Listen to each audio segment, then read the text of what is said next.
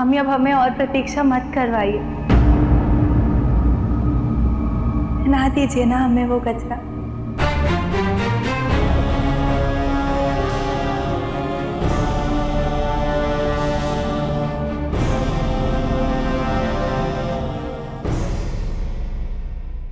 पार्वती,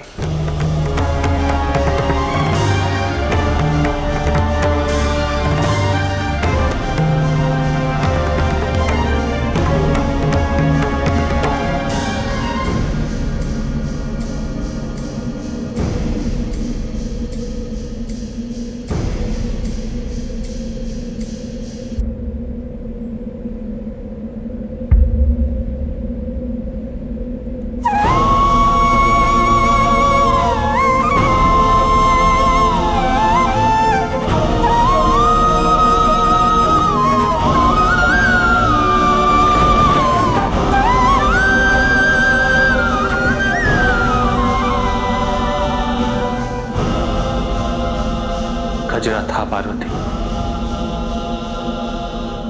किंतु यहां आते समय मुझे ज्ञात हुआ कि आपने क्या कर दिया स्वामी?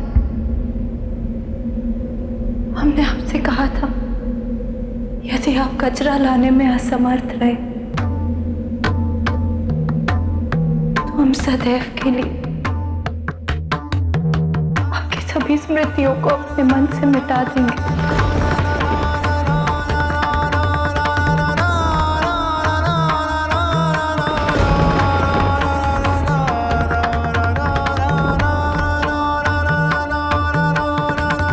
हमारी स्मरण शक्ति लौटाने हेतु कठोर परिश्रम करना होगा।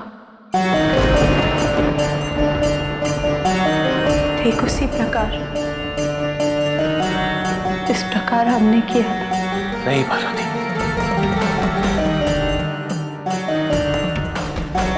मैंने स्वयं गजरा बनाया, प्रत्येक ऋतु के पुष्प चुन के, किंतु यहां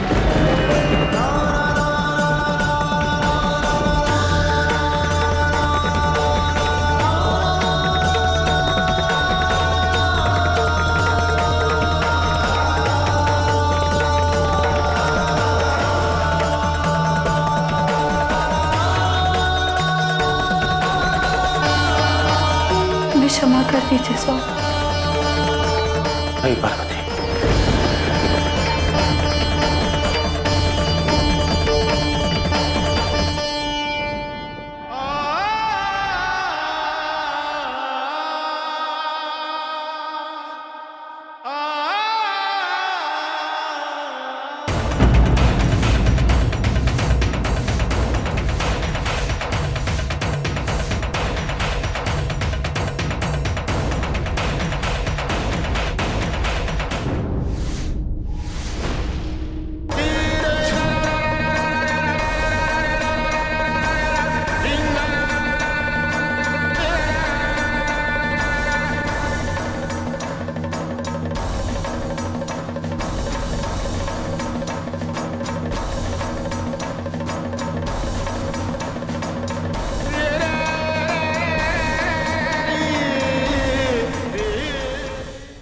यदि हमारी अन्य पुत्रियां नदियों में परिवर्तित ना होकर पार्वती की भांति सुखी वैवाहिक जीवन व्यतीत कर रही होती तो कितना अच्छा होता। जब भी उनके अविवाहित और कुंवारी होने का विचार आता है तो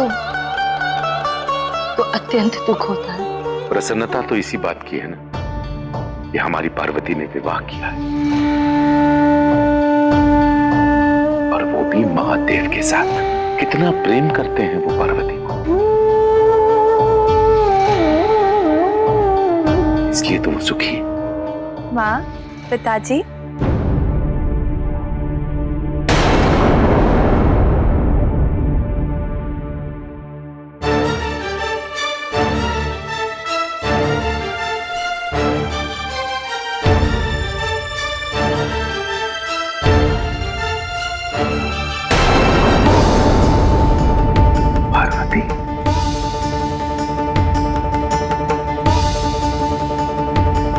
पुत्री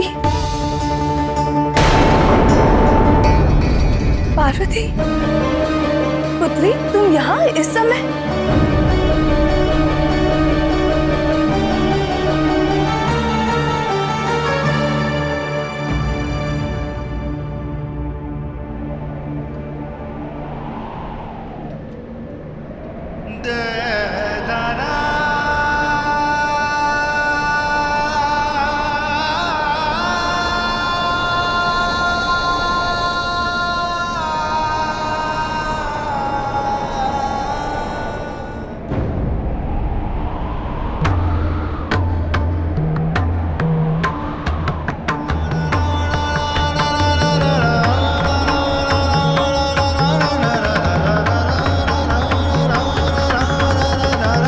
सहसा ये आंधी कैसे आ गई?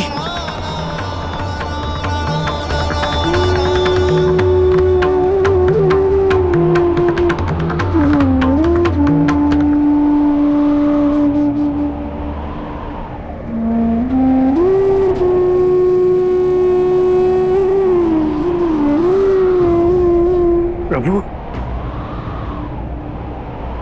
प्रभु आप आ गए। पिताजी,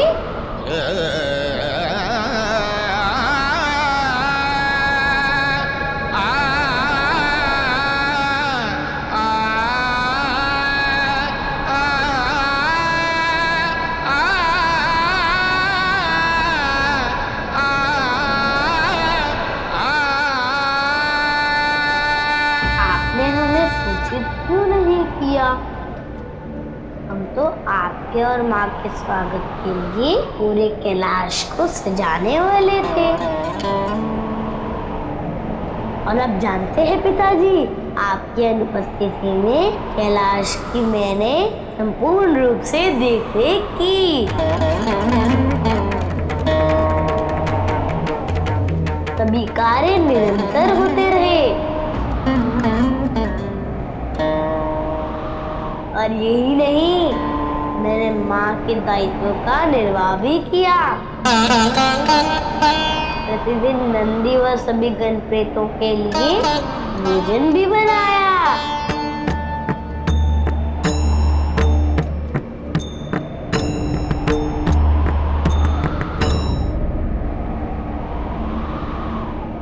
माँ कहाँ है?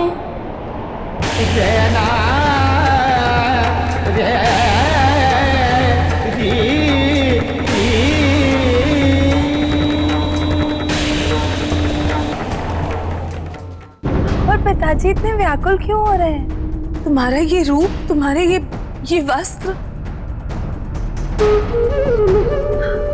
माँ, कदाचित आप दोनों को पता नहीं चला होगा, किंतु बाहर आंधी आई थी, उसी के कारण हमारा रूप ऐसा हो गया है। आंधी? ये तुम क्या कह रही हो? और अकेली आई हो? अकेले?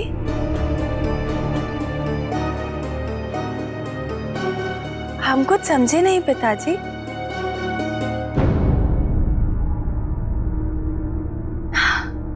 कदाचित आप जया विजया की बात कर रहे होंगे। हमने स्वयं उन दोनों को सुबह से नहीं देखा, हम तो अकेले उद्यान गए थे। हम जया विजया के बारे में नहीं पूछ रहे हैं, हमारा तात्पर्य तो तुम्हारे परिवार से था। परिवार? माँ, हमारा परिवार तो हमारे सामने है, फिर ये प्रश्न क्यों? आप क्या कह रही हैं माँ? सुनो, तुम दोनों जया विजया को हमारे कक्ष में भेज दें, हम अभी आते हैं।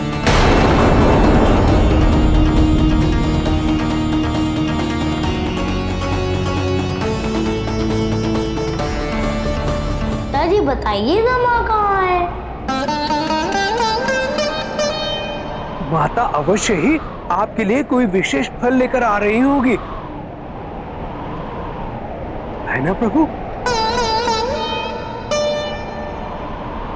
उनको माँ तो जानती है मुझे केवल उनके हाथों बने मोदक ही सबसे प्रिय है, और वो भी तो मुझे देखने के लिए व्याकुल होंगी। तो फिर वो फलों के लिए इतना समय क्यों लगाएंगी?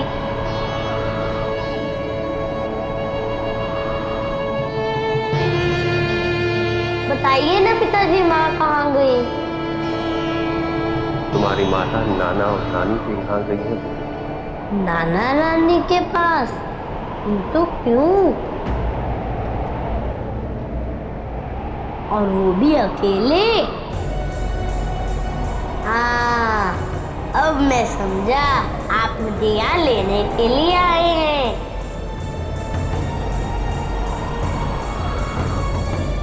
अर्थात अब मैं और आप भी नाना नानी के घर जाएंगे। मैं अभी तैयार होकर आता हूँ। गणेश,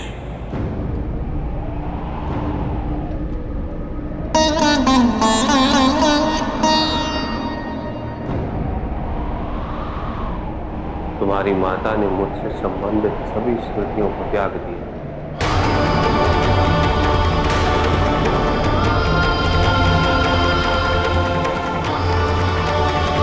वो हम सबको भूल चुके हैं।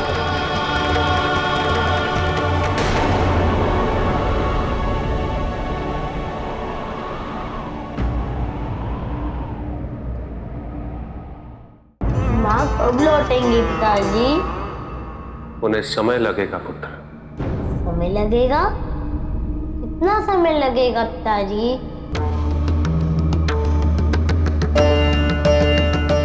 जब तक मुझसे संबंधित उनकी सभी स्मृतियां वापस नहीं आती। तब तो वो शीघ्र ही लौट आएंगी। आपने मेरा शीश लगाकर मुझे पुनर्जीवित किया। आपके लिए असंभव क्या है पिताजी? माता जो भी भूली है उन्हें स्मरण करा दीजिए। ये संभव नहीं है पुत्र।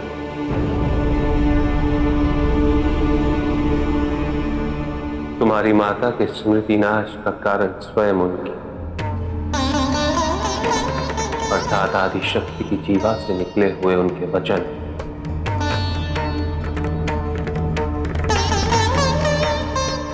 मैं अपनी शक्तियों का उपयोग कर उनके वचन की अवहेलना नहीं कर सकता।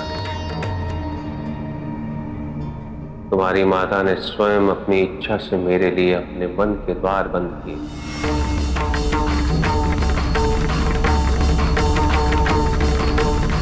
वो द्वार उनकी इच्छा से ही खुलेंगे।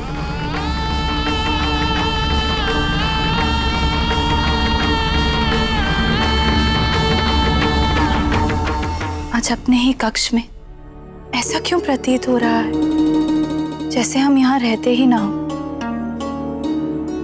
इतना अधूरा अधूरा सा क्यों लग रहा है हमें। दासी जी माता। माता? हम माता नहीं, हम राजकुमारी हैं। हमें राजकुमारी कहकर बुलाओ। जाओ जाकर हमारे लिए स्वच्छ वस्त्र लेकर आओ। ये आप क्या कह रहे हैं? ना उन्हें कैलाश का स्मरण है, ना महादेव का, ना अपने विवाह का, ना अपनी संतान का। इस समय वो पुनः अपने अतीत में चली गई।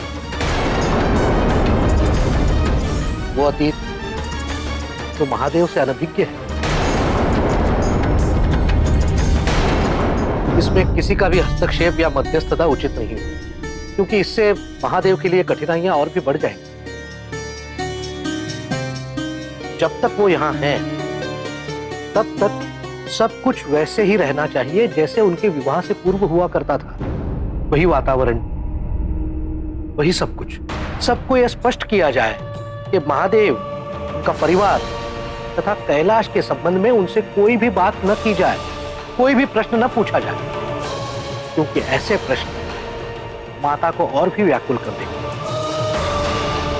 विशेषतः जब जब वो उन प्रश्नों के उत्तर ढूंढना चाहेंगी और वो उत्तर उन्हें प्राप्त नहीं होंगे।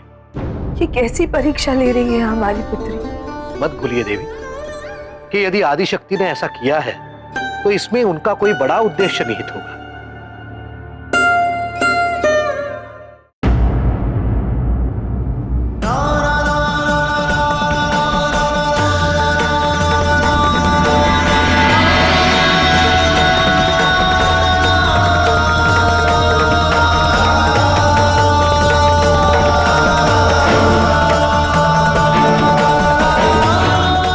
दादी, आप अपनी पीड़ा कभी व्यक्त नहीं करते।